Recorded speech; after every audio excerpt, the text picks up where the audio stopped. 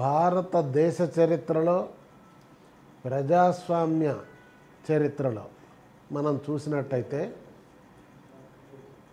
ఆనాడు స్వతంత్రోద్యమానికి ఏ విధంగానైతే పోరాటం జరిగి ప్రజాస్వామ్య ప్రభుత్వాన్ని ఏర్పాటు చేసుకున్నామో అనంతరం ప్రజాస్వామ్య ఖూనీ జరిగిన టైంలో అన్నగారిని అప్రజాస్వామికంగా పదవీచ్యుతుడిని చేయించడం జరిగింది ఆనాడు కాంగ్రెస్ ప్రభుత్వం ఇందిరాగాంధీ గారి నాయకత్వంలో. ప్రజాస్వామ్య పరిరక్షణ కోసం అన్న ఎన్టీ రామారావు గారు పోరాటం చేసి బెబ్బులి పులిలా తిరగబడి దేశంలో రాజకీయ పక్షాలన్నింటినీ ఏకం చేసి ప్రజాస్వామ్య పరిరక్షించిన ఉద్యమం 32 రోజులు జరిగింది. ఆ 32 రోజుల చరిత్రని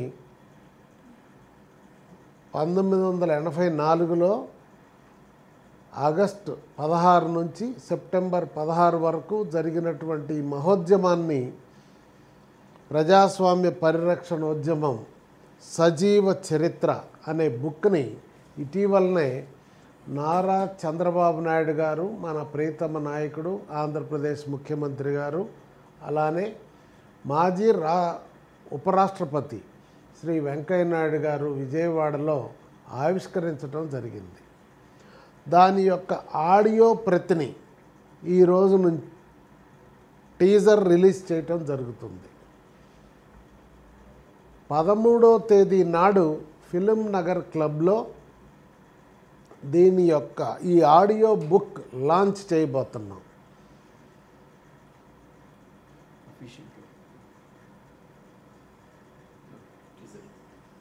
13వ తేదీ నాడు ఉదయం 10:30 గంటలకు ఫిలిం నగర్ క్లబ్లో హైదరాబాద్లో అన్నగారి కుమార్తె శ్రీమతి పురంధరేశ్వరి గారు చేత లాంచ్ చేయబోతున్నాం. దానికి టీజర్ ఈరోజు మా అన్న ఎన్టీఆర్ లిటరేచర్ కమిటీ సలహాదారు మిత్రులు రామకృష్ణ బాబు గారిని లాంచ్ చేయవలసిందిగా కోరుతున్నాను.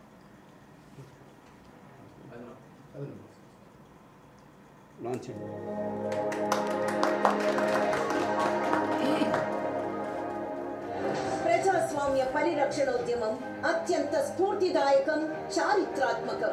నాదెండ్లతో కాంగ్రెస్ కుమ్మక్కు, ఎన్టీఆర్ పై కుట్ర. ఆంధ్రప్రదేశ్ గవర్నర్ రామ్లాల్ చే ఎన్టీఆర్ ప్రభుత్వం బర్తరఫ్. స్వాతంత్ర్య దినోత్సవం రోజే ప్రజాస్వామ్యం ఖూనీ. ప్రభుత్వాన్ని కొనసాగించే బలం తనకు అసెంబ్లీలో ఉందని ఎన్టీఆర్ చెప్పినా ఖాతరు చేయని గవర్నర్ రామ్లాల్. కాంగ్రెస్ కుట్రపై జనం క్రోధాగ్ని, విద్రోహంపై సమరశంఖం పూరించిన ఎన్టీఆర్. గవర్నర్ రామ్లాల్ రాజీనామా. ఎన్టీఆర్ కి మద్దతుగా ఏకమైన కాంగ్రెసేతర ప్రతిపక్షాలు. రాష్ట్ర వ్యాప్తంగా భగ్గుమన్న ప్రజా ఉద్యమం. రాష్ట్రపతి ముందు ఎమ్మెల్యేల పరేడ్. ప్రజాభిమానం ముందు ఓడిన కేంద్రం మరియు నాదెండ్ల. ప్రజాస్వామ్య విజయం. తిరిగి ముఖ్యమంత్రి పీఠంపై అన్న ఎన్టీఆర్. ఇలాంటి ఎన్నో ఉత్కంఠభరితమైన సంఘటనలతో మీ ముందుకు రానుంది టిడి జనార్దన్, విక్రమ్ పూలా రచించిన 1984 ప్రజాస్వామ్య పరిరక్షణోద్యమం సజీవ చరిత్ర ఆడియో బుక్.